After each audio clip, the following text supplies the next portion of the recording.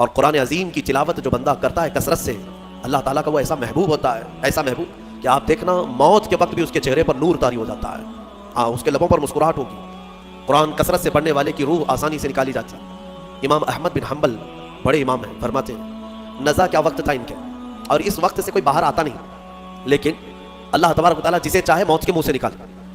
ان کے ساتھ ایسا ہوا کہ قریب موت کا وقت آ گیا اور سانس جو ہے پھڑکنے لگ گئی، ہلکی ہلکی ہو گئی، لگتا کہ اب روح نکلے گی، تب روح نکلے گی۔ اسی اسنا میں وہ کہتے ہیں کہ شیطان قریب آ گیا، شدت کی پیاس لگی تھی، اور شیطان کس کی بات کر رہا ہوں؟ امام احمد بن حنبل کی۔ شدت کی پیاس لگی تھی اور وہ پانی لے کر قریب آیا اور بار بار مجھے اپنی طرف بلاتا تھا، کیونکہ پانی کے لیے آدمی کہیں پر بھی چلا جائے۔ وہ کہتے ہیں کہ مجھے اندازہ تھا کہ یہ ابلیس ہے، مجھے بہکا رہا ہے، لیکن پانی کی خواہش بھی ہے۔ اور اس کے بعد وہ آپ سے بحث کرنے لگا کچھ معاملات پر، موت کے قریب، جبکہ بولنے کی طاقت بھی نہیں۔ تو اچانک ایک خوبصورت نوجوان آیا، اس نے گھونسے مار مار کر کے شیطان کو بھگا دیا۔ شیطان بھاگ گیا، ڈر کر کے بھاگا۔ امام احمد بن حنبل کہتے ہیں مجھے سکون ہوا، کم سے کم اس کی شرارتوں سے بچ گیا۔ وہ نوجوان اتنا حسین تھا، بہت خوبصورت تھا۔ میں نے اس سے پوچھا کہ میں نے تجھے زندگی میں کبھی دیکھا نہیں، تو کون ہے؟ وہ نوجوان کہتا ہے احمد بن حنبل، میں سورہ یاسین ہوں، جس کو تم روزانہ تلاوت کرتے تھے۔ اللہ نے مجھے آج یہ شکل دی اور اس ابلیس کو میں نے مار کر بھگایا کہ تمہاری نزا میں وہ تمہیں گمراہ نہ کر سکے۔ بہرحال یہ کیفیت ان کی ختم ہوئی، آپ نے یہ بیان کیا۔ پھر بعد میں دوبارہ آپ شاید نزا کے عالم میں گئے اور انتقال ہوا۔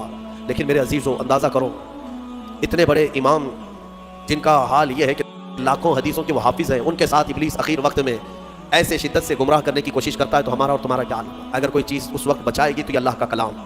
یہاں تک کہ جب قبر میں دفن کر کے لوگ چلے جاتے ہیں تو قبر کے حالات بہت سخت ہیں۔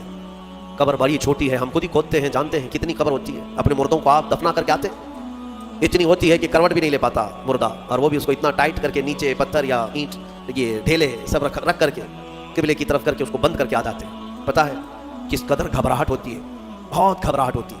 یہ مت سمجھنا کہ مردے کو اب کچھ پتہ نہیں چلتا، یہاں تک کہ حدیث میں ہے تمہارے چلنے کے چپلوں کی آواز تک وہ مردہ سنتا ہے۔ بولنے کی آواز تو چھوڑے، چلنے کی آواز بھی وہ قبر میں سنتا ہے۔ ہر چیز زندوں کے کانوں سے زیادہ کان اس کے تیز سنائی دیتا ہے اس کو۔ اور جب لوگ چھوڑ کر کے جا رہے ہوتے ہیں، وہ اس قدر گھبراہٹ کا شکار ہوتا ہے کہ اس تنگ و تاریک کوٹھری میں پہلی بار اس کو ڈالا گیا ہے، زندگی بھر کبھی اتنے چھوٹے گڑھے میں نہیں سویا۔ ہاں، اب حضور پاک صلی اللہ علیہ وسلم نے فرمایا ہے، رشتہ داروں کو بھی کہا ہے کہ دفنانے کے بعد تھوڑی دیر بیٹھ جاؤ قبر کے پاس کہ اس کی گھبراہٹ کم ہو۔ لیکن کون بیٹھتا کون ہے؟ سب کو اپنی جلدی ہے، عزیز لوگ بھی نہیں بیٹھتے، نکل آتے ہیں، بھائی ہوں، باپ ہوں، بیٹے ہوں، سب نکل کر کے آ جاتے ہیں، اللہ ماشاء اللہ۔ لیکن اس اندھیری قبر میں جب لوگ قبرستان سے آ جاتے ہیں، عجیب و غریب آوازیں مردے کو سنائی دینے لگتی ہیں، زمین ہلنے لگتی ہے اور دونوں جانب سے دباتی ہے زمین۔ میرے آقا صلی اللہ علیہ وسلم نے فرمایا ان ضغطۃ القبر حق، قبر کا جھٹکا دینا حق ہے، ہر ایک کے ساتھ ہوگا۔ صحابی رسول سعد بن معاذ کے بارے میں حضور نے فرمایا ان کو قبر دبا رہی تھی۔ قبر سب کو دبائے گی، لیکن کچھ کو ایسے دبائے گی کہ ان کی ہڈی پسلیاں الگ ہو جائیں، اور کچھ کو محبت سے دبائے گی۔ لیکن فرمایا کہ قبر جو ہے اس وقت اندھیری اور پھر عجیب و غریب آوازیں، تنہائی الگ، کوئی نہیں ہے، قریب کوئی نہیں ہے۔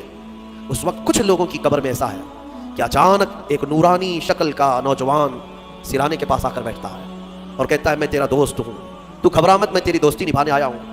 مردہ پلٹ کر کے دیکھتا ہے، پوچھتا ہے تو کون ہے؟ تو کہتا ہے میں اللہ کا کلام قرآن پاک، قرآن مقدس رفیق بن کر، انیس بن کر قبر میں آتا ہے۔ میرے عزیزوں، اس قرآن سے محبت کرو، اس قرآن سے محبت کرو۔ مجھے افسوس ہوتا ہے رمضان میں بھی کچھ لوگ ایسے ہیں جو قرآن سننا نہیں چاہتے، ان کو سال میں ایک بار ہی تو موقع ملتا ہے، ان موقعوں کو بھی گنوا دیتے ہیں، بازاروں کی زینت بنے رہتے۔ بازار کتنے بازار کرو گے، کتنے سال بھر تو بازار کھلا ہے، کیا یہ تراویح پھر رمضان کے بعد ملنے والی ہے؟ ضائع کر دیتے ہیں۔ ایک تو تم حافظ قرآن ہو نہیں، قرآن گھر میں پڑھتے نہیں، ایک حافظ تمہارے ہاں آ گیا سنانے کے لیے اللہ کا کلام، اس کے لیے بھی پیچھے بھاگ جا رہے ہو، تو گویا کہ تم قرآن کے ساتھ بہت ناانصافی کر رہے ہو۔